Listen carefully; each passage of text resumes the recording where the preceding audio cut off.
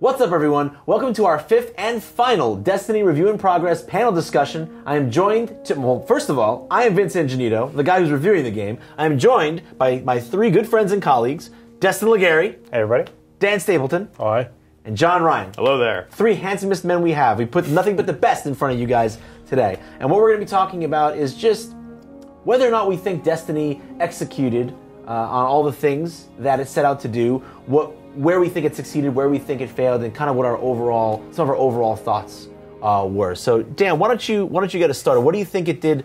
What do you think it did right, and what do you think it did wrong of all the many things it tried to do? On a basic mechanical level, it's like very successful. Like just I agree. The feel of that shooting, the way it kind of merged that shooting into the an MMO environment. Like I've never seen it done that well before. It feels really good. It feels like a single-player shooter for the most part. Sure. Which is a huge accomplishment. Absolutely. If you came at this strictly from is this an MMO, and then you compared it to other MMO combat, this completely blows away any other MMO combat. It feels way more direct and way more enjoyable. And it feels like a single-player shooter, which is Sure. which is kind of a tactile sensation you almost never get from an online game like that.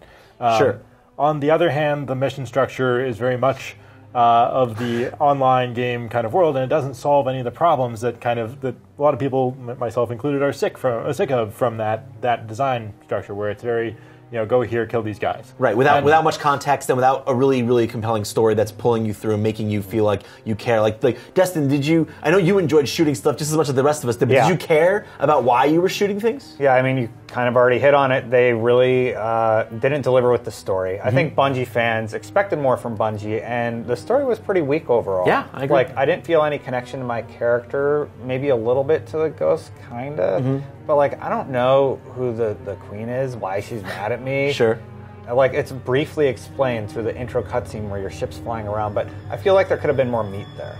Well, Absolutely. I feel like it's also in how they told the story as well, because a lot of it, you got 3 or 4 cutscenes throughout the game that were unskippable, but then you also had just a lot of exposition just kind of thrown at you while you're in the middle of a firefight. Yeah. And I thought, like we were talking about in the very first discussion, the world that they've built is super awesome, but the way that they went about telling the narrative and the overall narrative itself maybe slid under the bar just a little bit. Yeah, I compare it to Diablo 3, especially when that first Absolutely. came out. Just the story is awful, just skip it. There's nothing, there's no value there. It just gets in the way of shooting things. Right, and that's the nice thing about the story. That's the best thing I can say about the story, is that in my personal opinion, it at least for the most part, except for a couple of let's talk English. A couple of unskippable cutscenes. There it is, you did it. English language, yeah. It mostly was just out of my way, and for some people, I think they would have liked more scripted events or more cutscenes. But if they're going to be at the quality that they were at, and they were just going to be as basic as they were, then I'm actually glad there wasn't that much of it. Right. I mean, they just tried to make a Mass Effect style universe, and it shows you what BioWare was so good at with those games, making you care about that universe and those characters and all those races have their backstories and their political relationships. Incredible lore. It's super interesting to read about and have read at you. Destiny, not so much. Not so much. Yeah. There's been a few games that have done it right, though, like BioShock's one that a lot of people look to, where you pick up the tapes and you're told this narrative throughout. There is a few cutscenes throughout, but you get an amazing story in that piece, and we didn't quite get that here. Yeah, that's about quality of writing and about pacing and about. So they did a great job of building their world visually, right? To get something positive. It looks great. The craft of the world is unbelievable, and it's not just on a technical level because of current gen console horsepower, because it looks great on last gen stuff too. Yeah, I was watching that graphics comparison. I'm actually very impressed at how it looks on old gen consoles. And that's because of great world construction. Little things about the way the terrain fits together, about the way the terrain is carved. Small details like bubbles coming up from a pool of water or smoke billowing out of a rock in the ground. All those little things, there's thousands of those little things that make it feel like a place. But you have to do that in a literal sense. I mean with words, if you want to make your story have that same gravitas the way that BioShock did, because in BioShock the words were as well crafted as the world. It also kind of lacks a cohesive style to me. I look at something from BioShock and I can tell that's from BioShock. I look at this, I'm like, is that something from Mass Effect or something from Halo or something from something else? It just doesn't have a style all its own, I don't think. Yeah. Which kind of, it's kind of an aside thing. It does look beautiful, it's just non-distinct. But the bad guys have 4 arms. That's true. We all agree that the gameplay was solid, but Absolutely. what about Crucible? Right. So I think the Crucible, the way I feel about Crucible is the same way I feel about a lot of the game. We talked on one of the earlier discussions about does Destiny have an identity problem? It tries to do a lot of different things, and it tries to weave them all together into one cohesive experience.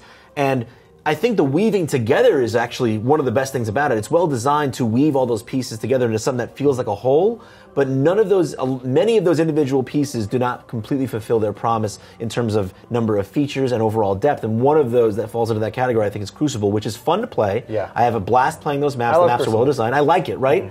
But when you compare it to the kind of multiplayer suites that Bungie has put together in the past, or even just a cursory look at what other MMO-like games are doing for multiplayer, games are like Elder Scrolls Online and even The Old Republic are stepping up what they do with that PvP type stuff in a big way, adding more customization and depth than there's ever been in those kinds of systems before. So, with those being the inevitable comparisons, it's hard to feel anything but a little bit disappointed in the sense that it seems like there's not a lot of meat on the bones in Crucible. I mean, how do you feel? Well, Crucible for me, I love Crucible. I love playing Crucible. The issues I run into is like my team will drop. There doesn't seem to be any sort of penalty for that at this time. Team balancing also seems off. And like John, you and I were talking earlier about like if I'm a level 21 and I have a rare gun and it's all the way leveled up, I don't care if you normalize multiplayer. The fact that I can quick scope and have more the rounds, fact that it makes a difference. Oh, absolutely. Yeah, I mean, difference. I just unlocked the Sahara AR3. Yeah. And I mean, the firing rate on that is all the way to the top of the bar. Yeah. And if I go into multiplayer against somebody who has like a scout rifle or a pulse rifle that's like level 3 or 4, like. It doesn't matter how good they are running around. Like I just have more bullets than them. Right. And I think another point to the Crucible is that the fact that to unlock stuff in the PvE world, that you have to play so much of the Crucible to get access to those legendary weapons once you hit 22, 23, 24, and 25. Like, I appreciate you being like, hey, you guys should like check this out, but I don't want to have to sink because I'm not a huge fan of the PvP multiplayer. Yeah. And I don't want to have to sink, 12 or 13 hours into the Crucible just to get that one sheet of cloak that I want to get. Yeah. And then there is just a bit too much grinding happening. Yeah. And like I'm already losing steam. I'm only level 10 and I've kind of lost steam. And that's because you know why that is. I think partially is because I think the RPG systems, while they're solid, they're certainly better than I thought they would be. They're very streamlined. They're very simple. They do allow for some interesting choices to be made, but once you've made those choices a couple of times, you already have so much of a sense of it that I don't see how I'd want to keep making those choices for another 20 or 30 hours. But of course, that remains to be seen when we, maybe we get into more of the end game content with the raids. But right now, it feels like I've seen most of what I need to see about the RPG systems, and that there's really not much more to them than there was in, say, Mass Effect 2, which was already for me way less RPG than I wanted in my shooter. But that's kind of all the time we have for our final panel. It's been great doing this with you folks. We hope you've gotten something out of it and you've gotten some ideas about where we're headed with our full review, which will be up sometime next week. But for more on Destiny, all throughout the weekend for the coming future, just keep it right here on IGN.